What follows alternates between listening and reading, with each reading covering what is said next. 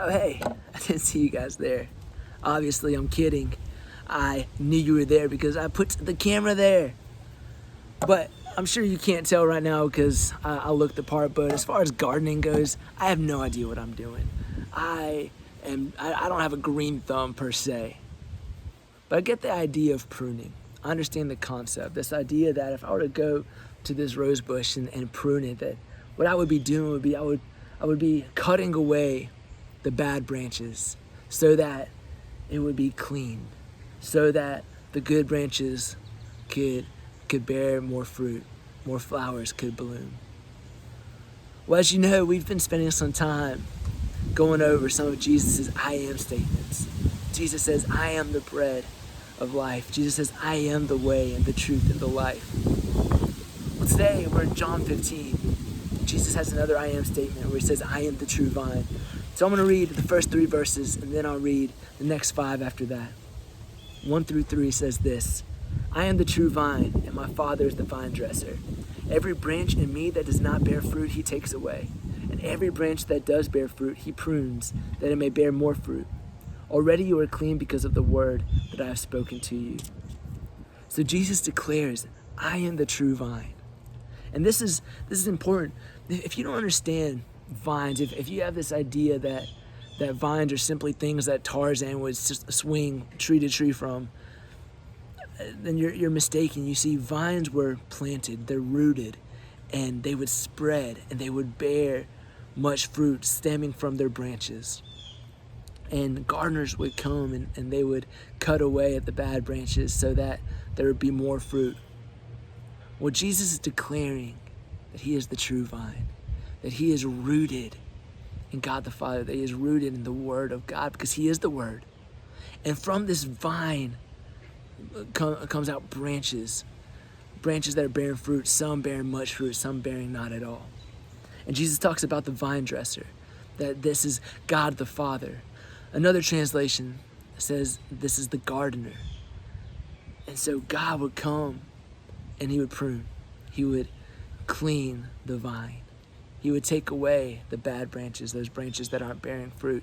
And I think it's easy for us to want to think that those branches are these branches representing unbelievers, representing people who don't know Jesus at all.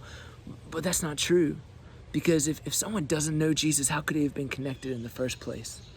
No, I think these branches that aren't bearing fruit are the people who profess to know him,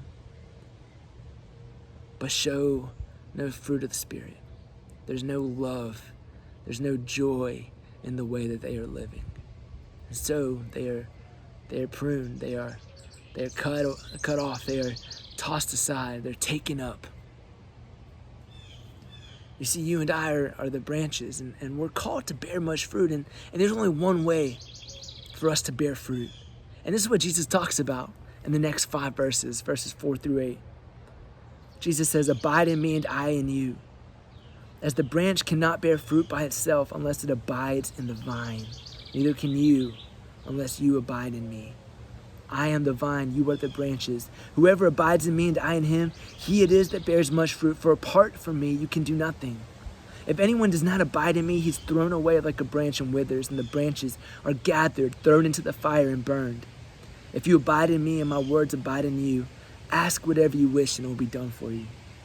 By this my Father is glorified, that you bear much fruit and so prove to be my disciples. You see, to bear much fruit, we have to abide in the vine.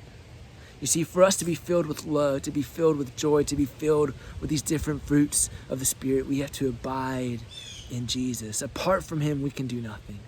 It's only in him and through him that we can do these things, that we can bear fruit. And those bad branches that aren't bearing fruit, they're going to be tossed aside. Why? It's not because God isn't good. No. It's because he is good.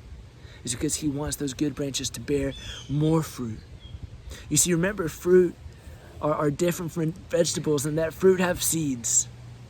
And the more fruit, the more seeds. The more seeds that are planted, the more his word, his name is being spread, is being shared. So we want more fruit. We want better branches. We want to be cleansed. We want to abide in him. So we want to connect to Jesus, to be with Jesus, to lean on Jesus, to be rooted in him and his word, because his word is what prunes us, is what cleanses us. Apart from it, remember, Jesus says we can do nothing.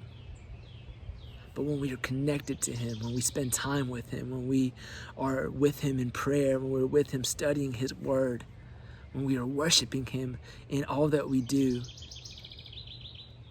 we bear much fruit.